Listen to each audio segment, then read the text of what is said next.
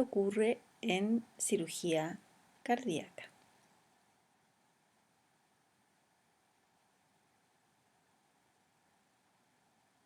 En cirugía cardíaca, la verdad es que es bastante fácil tener una hipotensión refractaria y esto va a depender no solo de las condiciones en las que llegue el corazón a su revascularización o a su recambio valvular, sino que el daño que trae previamente. Fíjense en esta aurícula derecha enorme, que como dijimos cumple un rol fundamental en mantener este estado de volemia normal. Tenemos aquí una salida de bomba donde tenemos claramente un ventrículo derecho que está absolutamente vacío y que con una carga de volumen tiende a aparecer. Si bien es cierto, no nos enfrentamos ahora a un tremendo ventrículo derecho, por lo menos vemos que el corazón se está ajustando. Y estas imágenes y este ajuste lo vamos haciendo en base a las imágenes ecocardiográficas.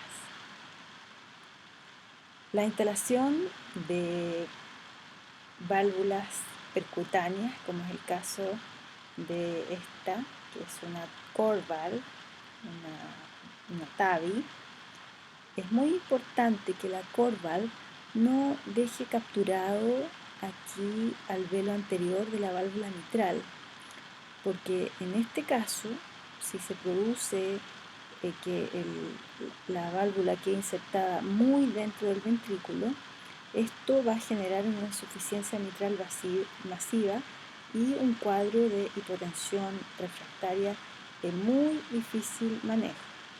Obviamente, si hay complicaciones de la instalación de esta válvula percutánea, como puede ser la rotura esofágica con con la rotura del ventrículo izquierdo, con las guías que ellos van instalando para luego poner la válvula, o que de alguna forma se rompa la aorta al instalar la válvula, estamos en un estado de hipotensión refractaria que obviamente es de difícil manejo y este paciente va de urgencia al quirófano. Aquí tenemos la válvula instalada y si se fijan queda un espacio aquí que va generando un grado de insuficiencia aórtica que eventualmente va disminuyendo en la medida que la válvula se va dilatando con la temperatura corporal. Pero esto no siempre es así, podemos encontrarnos frente a una hipotensión refractaria que no responde debido a la insuficiencia aórtica residual. Este paciente, al salir de circulación extracorpórea, a pesar de los fármacos vasoactivos, a pesar del volumen, no era capaz de realizar un weaning exitoso. ¿Y qué fue lo que pasó? Este paciente tiene, si se fijan ustedes acá, una comunicación interventricular de alto flujo. Por lo tanto, el ventrículo izquierdo estaba tendiendo a quedar vacío con este alto flujo que existía entre ventrículo izquierdo y ventrículo derecho. Era tan así que generaba insuficiencia tricuspidia. Este paciente que estaba con hipotensión refractaria, incluso se pensó poner un balón de contrapulsación, se devolvió a circulación extracorpórea, se cerró el defecto y se solucionó en el intraoperatorio. ¿Se imaginan qué hubiese pasado con este paciente que hubiese salido al intensivo con su balón? Probablemente no hubiesen dado, ¿verdad? Aquí otra visión desde 120 grados, vemos acá el septum y vemos la comunicación interventricular. Interesante, ¿verdad? Interesante cómo la ecocardiografía cambia la conducta. ¿Qué es esto? Una película de terror. aire, aire a la salida de la circulación extracorpórea. Y este alien que hay acá es un acúmulo de aire. La forma que tiene de salir de este aire es que el cirujano pinche con una aguja la punta, el vértice del corazón y saque este aire. Fíjense cómo está el aire aquí, miren cómo está aquí en la aorta. Por esas cosas inexplicables, este paciente no tuvo ninguna secuela neurológica, pero sí estaba en hipotensión refractaria. La embolía aérea intracoronaria es un diagnóstico que con ecocardiografía es fácil de realizar. Este caso que les presento es un paciente joven que se hizo un recambio valvular aórtico porque tenía una aorta bicúspide. Y si se fijan, en esta parte del ventrículo izquierdo, en la pared anterior, está blanco, está hiperrefringente. Y esto es aire. ¿Qué se hace con este paciente? Se vuelve a circulación extracorpórea, se aumenta la velocidad del RIS y se logra barrer el aire que hay intracoronario. Obviamente la ecografía 3D nos permite tener una visión, la misma visión que tiene el cirujano. Esta es la válvula mitral, aquí está el velo anterior, acá está el velo posterior y aquí ustedes se fijan que hay un enorme agujero que corresponde a una plastía mitral que fue frustra. Y se decidió realizar un recambio de la válvula, ya que no fue posible, el parche pericárdico está por aquí, ¿se fijan?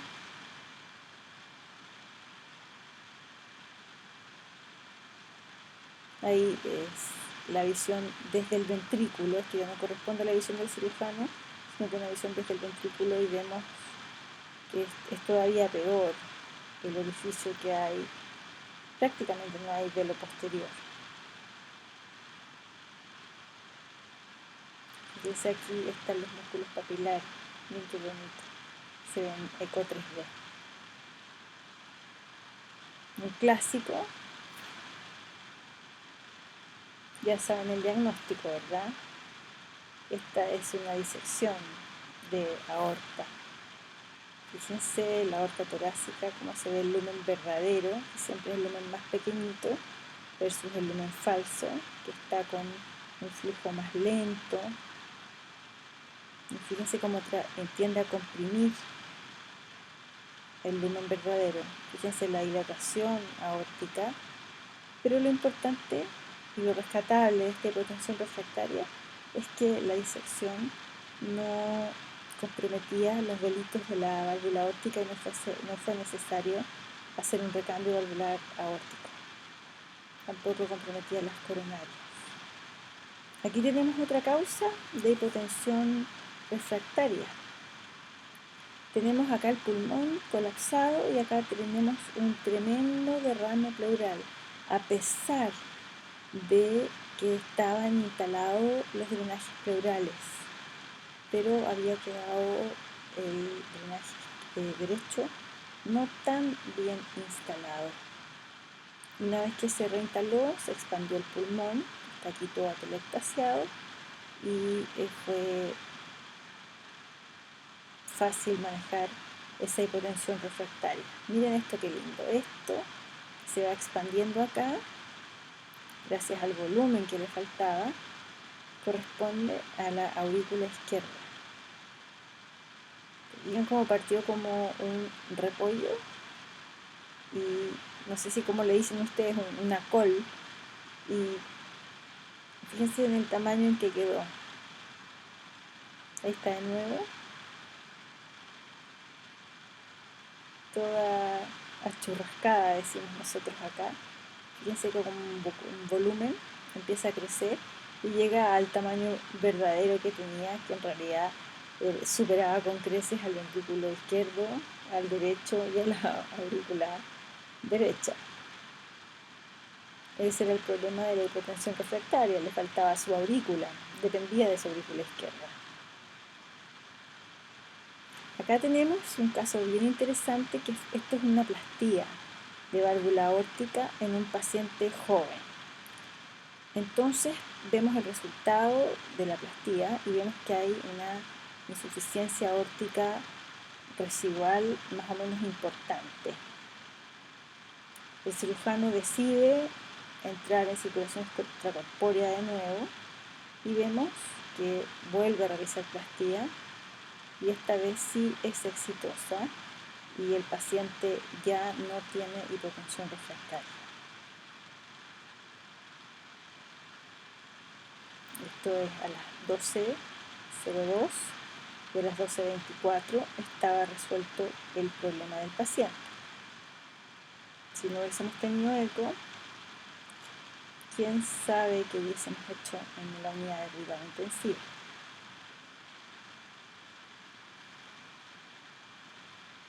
Esto es un caso no tan de excepción. Tenemos aquí el ventrículo izquierdo en su eje corto que está flotando en agua.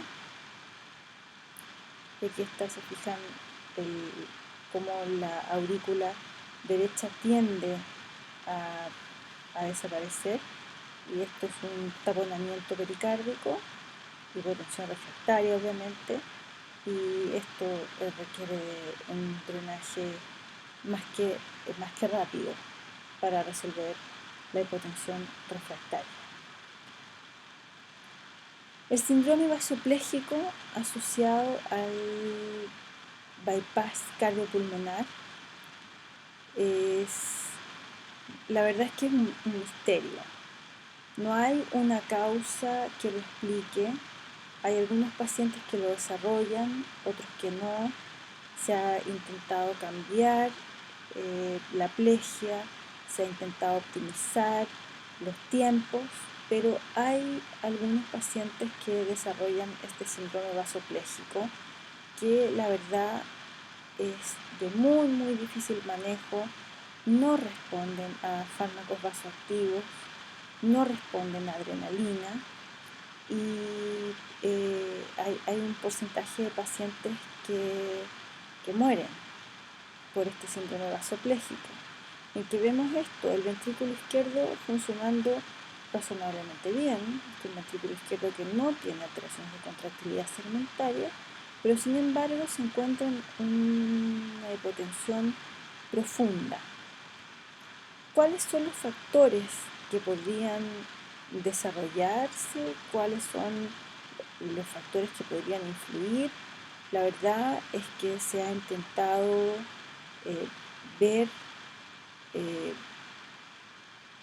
si tiene que ver con la edad, no tiene que ver con la edad, con el género, con la hemoglobina preoperatoria, la fracción de eyección del ventrículo en el preoperatorio tampoco tiene que ver, la creatinina, la natremia, la calcemia, el tipo de cirugía al que fue tampoco.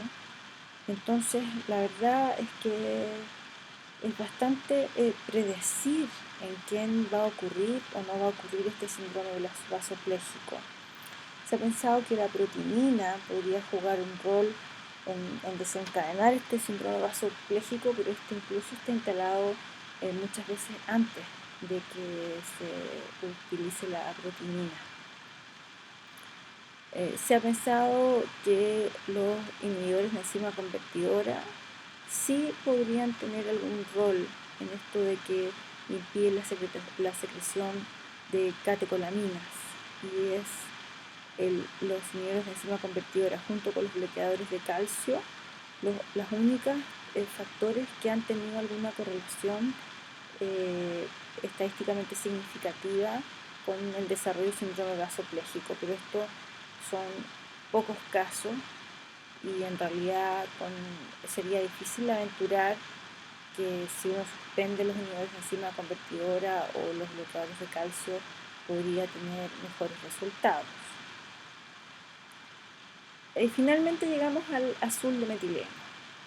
Casualmente, esto fue una casualidad en que un técnico se equivocó e inyectó azul de metileno. Y la verdad es que luego de la inyección de azul de metileno, después de un trasplante cardíaco, tuvieron un buen resultado y salieron de este síndrome vasopléjico. La causa estaría acá. Estos son los mediadores que explican el síndrome vasopléjico: histamina, citoquina, interleuquina, acetilcolina y trombina. Está lleno de estos receptores en el síndrome vasopléjico y está la óxido nítrico sintetasa actuando en forma muy potente. Y el azul de metileno bloquearía entonces la formación de óxido nítrico y por lo tanto esta enorme vasodilatación que se produce a nivel endotelial. Y entonces lo que haría el óxido nítrico sería evitar esta vasodilatación y por lo tanto evitar este síndrome vasopléjico.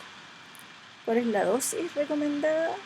0,5 miligramos por kilo de carga y después mantener una infusión entre 1 a 3 miligramos por kilo en 20 minutos. La verdad es que esto es una maniobra absolutamente de rescate, pero nosotros hemos tenido 2 pacientes que están en este síndrome refractario y con azul de metileno hemos logrado sacarlos. En una situación desesperada se utilizan soluciones desesperadas. En conclusión, es un tema interesante, ¿verdad? Requiere aún de muchísima más investigación, pero sin duda la ecocardiografía es de muy alta utilidad.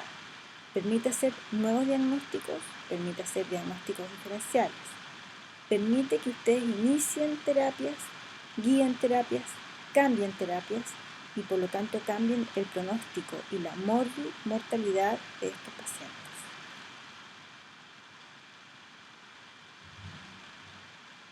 Mil gracias.